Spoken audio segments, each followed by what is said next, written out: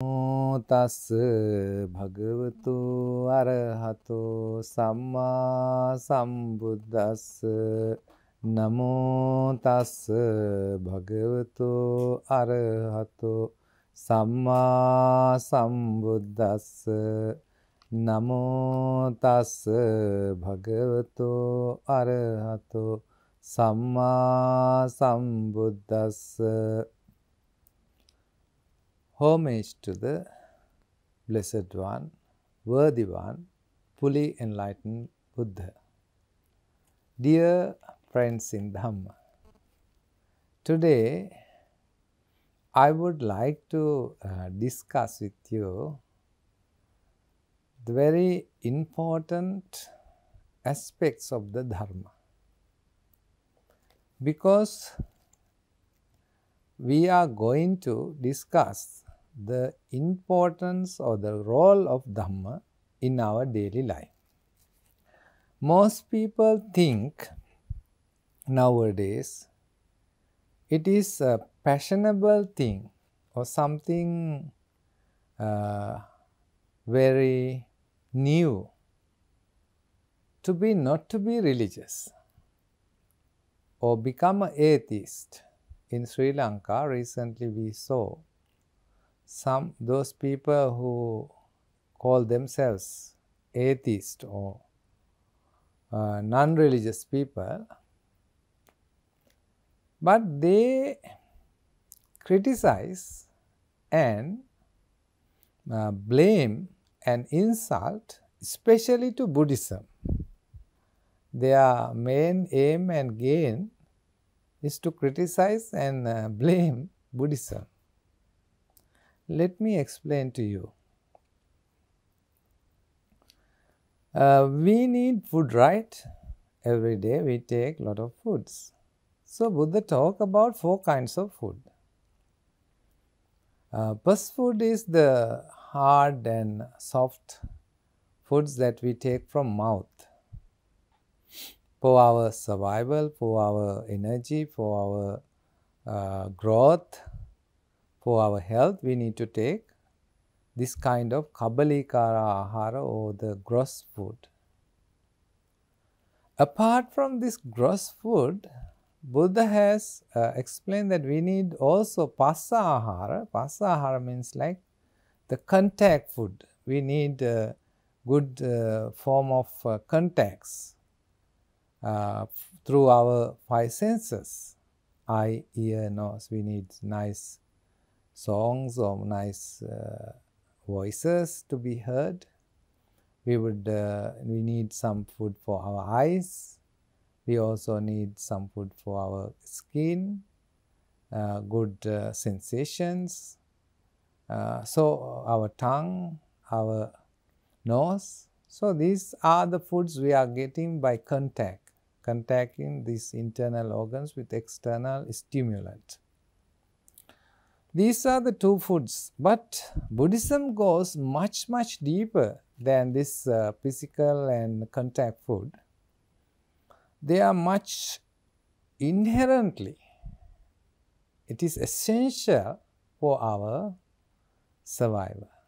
Another food is called thought food or the mano sanchetana ahara. That our thought process itself is a food for our mind.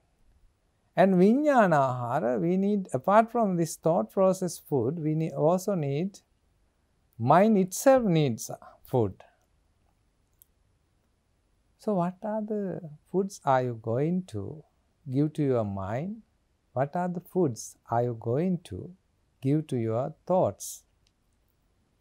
Mostly nowadays, if you go to the social media, if you go to your phone, laptops, you have so many nonsense, so many gossips, so many useless rubbish,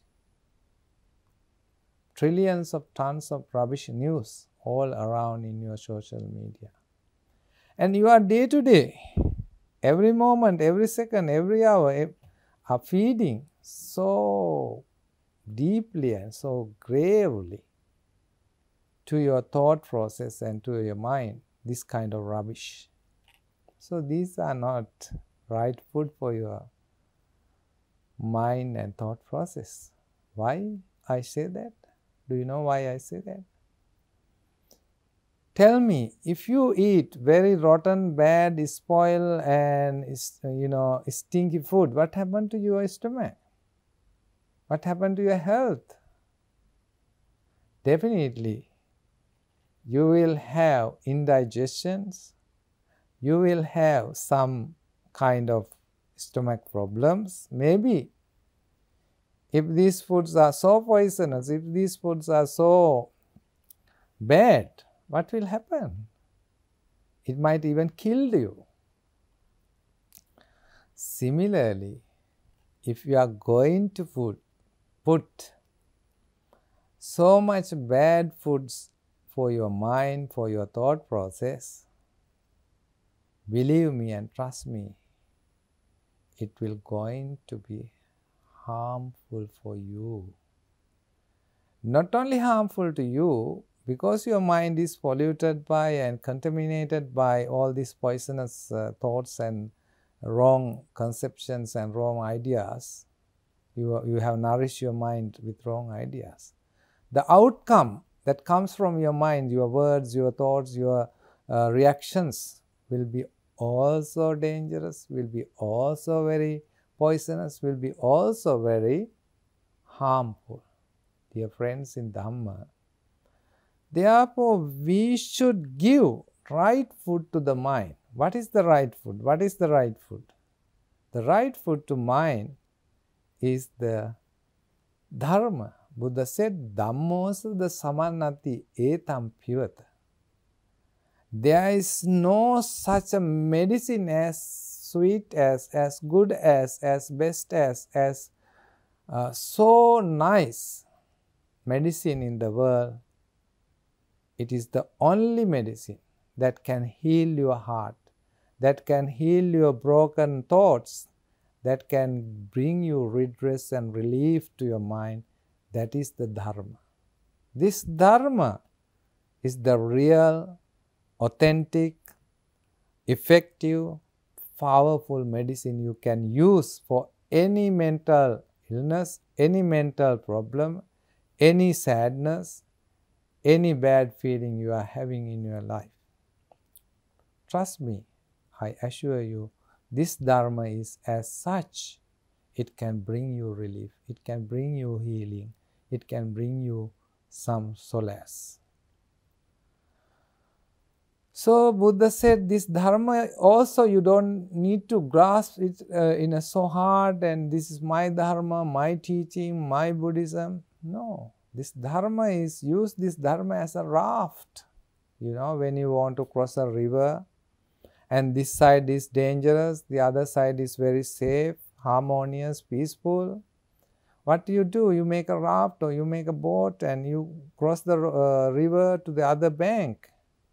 And when you go to the other bank, do you need to bring this raft or the boat on your head because it helps you to come to safe place? Because it helps you to brings you to the nice place? No, Buddha said you can leave it and go. This Dharma also itself has a purpose to refine you, purpose to make you healthier, spiritually advanced, spiritually improved. You need to use this Dharma, but you don't need to carry like raft after crossing the river. So in this Dharma, you have right understanding in the Noble Eightfold Path, right understanding, understanding the true nature, understanding yourself, understanding your habits, understanding your behavior, what is right and what is wrong, what is wholesome and what is unwholesome. So its right understanding is really important, and right thoughts. You must be free from hateful thoughts, you must be free from harmful thoughts, you must be free from greedy thoughts, you must be free from angry thoughts, you must be free from delusional thoughts. And right speech. It's very important. You know, Let's say one person who is shooting an arrow. He wants to shoot the arrow in front. But he's fighting a battle and he thinks his enemy is coming in front. It is like the dawn of the day, beginning of the day, or the dark, getting dark in the evening. He cannot clearly recognize who is coming in front. Let's say he shoot right with a very poisonous arrow to a person coming in front, thinking that he is his enemy. But after a few minutes, because he comes all the way and he comes and falls down in front of the shooter, found dead. Who was he? His brother, maybe his friend. He didn't see. He saw it far. He thought his enemy. Now can he take back this shooting of arrow? Cannot. You cannot retrieve that arrow. Similarly, when we are saying something, Buddha said, we must think again and again whether I should say this. If I say this, will it harm to others? If I say this, will it bring peace to others? If I say this, may it cause commotion, may it cause some disturbance in the society. If I say this, this will make a harmony among the friends, among the divided people. So you must be very careful. And Buddha said you must talk very sweet like the madhu. Madhu means the honey, the bee honey. Your words should be so sweet, so encouraging, so persuading to do something. Most of the today's society people see some other people, they will always dispraise them, or they will speak something bad about them and never encourage people, never say something to make them more strong and more powerful, more effective in their life. Most of the words coming are more discouraging and disparaging and this kind of words. So it's very important to talk very sweet and nice words. So once there was a teacher. This teacher wanted to teach a very nice lesson to his students. She wanted to give them an assignment, and she asked all the students of the class, I'm going to give you a very special assignment. You must, for this assignment, you must bring two things. One, you must bring tomatoes, ripe tomatoes, red color, very nice, fully ripe tomatoes. Secondly, you must bring a strong bag. You can ziplock, or you can close it tightly so that it cannot fall down.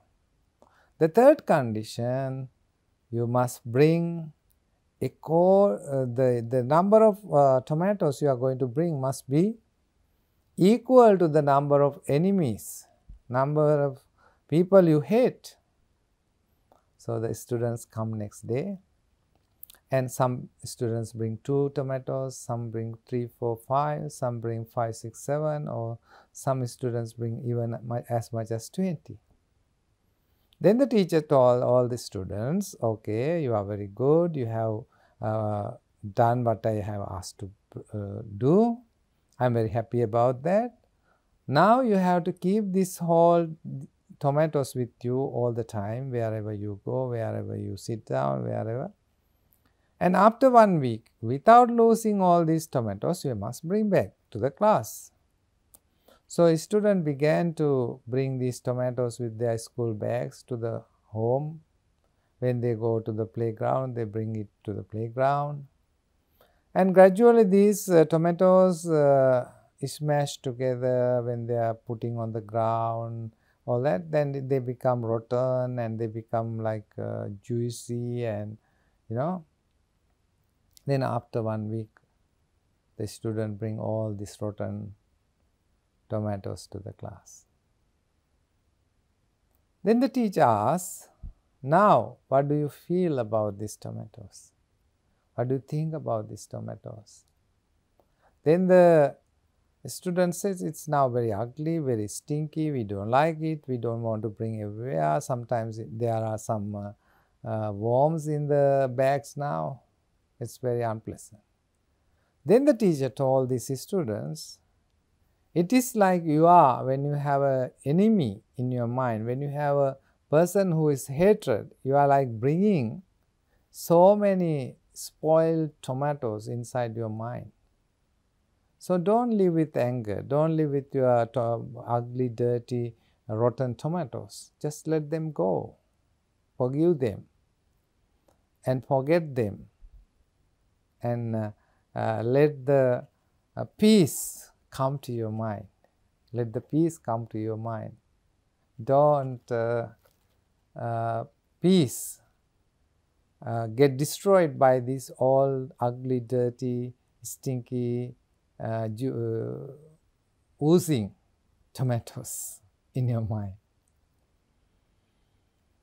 There's a very nice Buddhist story in Buddhism, a person called Angulimala. He was a very good student, and he learned under a teacher in his house, and some students also lived in this house, and all these students was jealous of this person. His name was Ahinsaka, innocent one. But all the students say slandering and tell stories about these students, and they are very jealous of him because he makes good marks and good grades. And they make a big story about this innocent student, and tell that to the teacher that this student having an affair with his wife. Then the teacher want to revenge this student because he doesn't like his student having an affair with his wife. So he told that now you have learned everything I need to be learned. For your graduation, you need a garland of fingers, 1,000 fingers.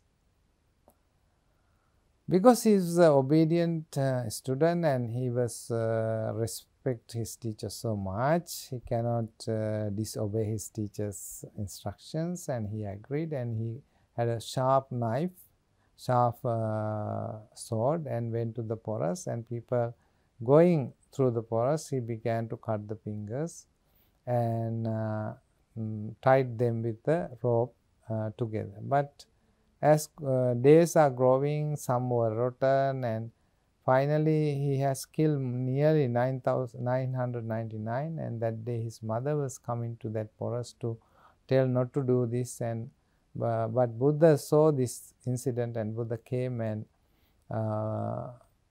tamed the Angulimala and preached the Dharma. And he gave up this violence, he gave up this harming, and he became a Buddhist monk.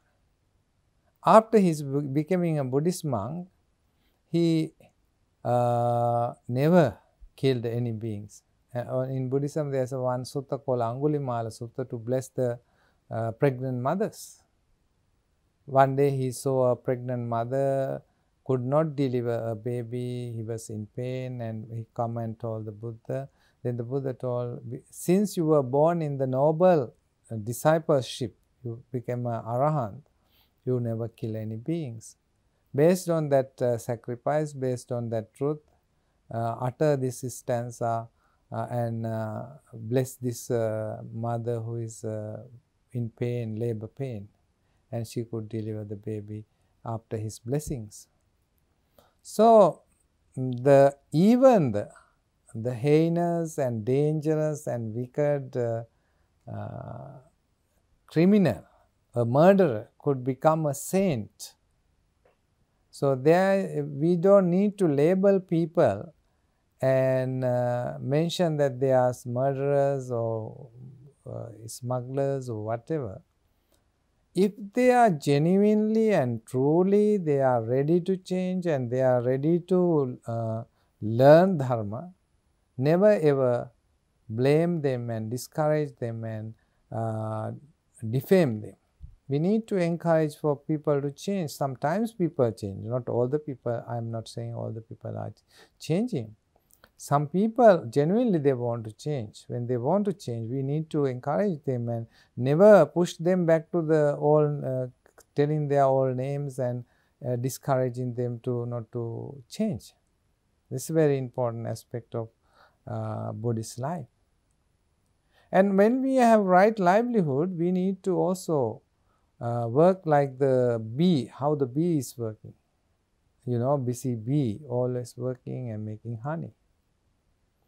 But this busy bee doesn't make any harm to the flower or to its color, to the smell. He just takes the little bit of honey which is available on the flower. Similarly, when we are living in the society, Buddha said, when we are earning money, when we are doing things, we need to do in non-harmful way. No danger is caused when we are doing the our living, earning the making livings. And in Buddhism, if you are using the teachings of the Buddha, there's another important aspect of Buddhism is the mindfulness. Nowadays, Western people and many countries, many schools in the Western world are using mindfulness. Because now we are having a more imbalanced and more restless life for our younger generation, because they are caught up with the handphones, they are caught up with the modern gadgets and all these kinds of apps and social media. They are bombarded. They have having billions of information in front of them. They cannot process and they cannot decide, and they don't know what to do with this information. It's too much information. Because of that, their minds are always restless. Their minds are always wandering. So more than ever, this modern generation needs more meditation, definitely, to understand themselves, to support themselves and become a better version of themselves. So when if people are following the meditation, they can use these meditations to develop emotional resilience when they have problems. They can use this Dharma tool, the tool of meditation, to calm down, to find peace, inner peace in themselves. During the time of the Buddha, the one elephant was given a toddy, and he was made more violent and more aggressive and sent in front of the Buddha in order to kill the Buddha. This elephant is called Nalagiri, and it was sent by the Devadatta, Buddha's own cousin, who was became an opponent of the Buddha. He wanted to become a Buddha. One cannot become a Buddha by contesting or by, it's not a position, it's a spiritual achievement through billions of lives and improvements and following the precepts and following virtues and following perfections. One can become a Buddha, not by killing another Buddha. Anyway, he couldn't kill, any person cannot kill Buddha because his spiritual capacity, spiritual strong karma is so strong, nobody can harm Buddha. And when this elephant was coming in front of the Buddha, Buddha just spread the loving kindness, just spread the loving thoughts towards him. He never moved and he's calm and composed. And this elephant, who was violent and rogue and very aggressive, he became like a little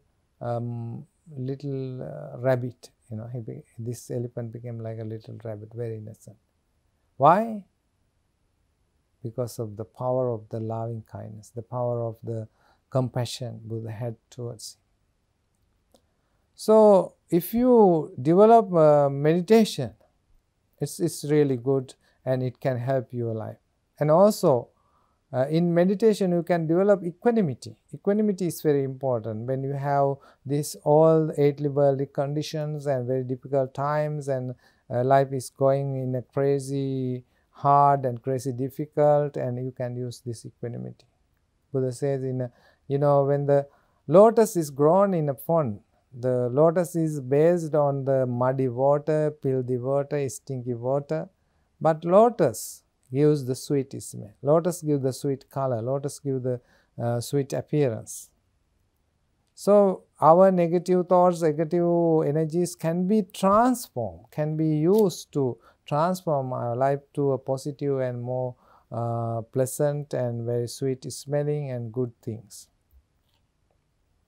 So this Dharma is always we must use for the benefit of ourselves, for the benefit of others, especially for the spiritual advancement of ourselves.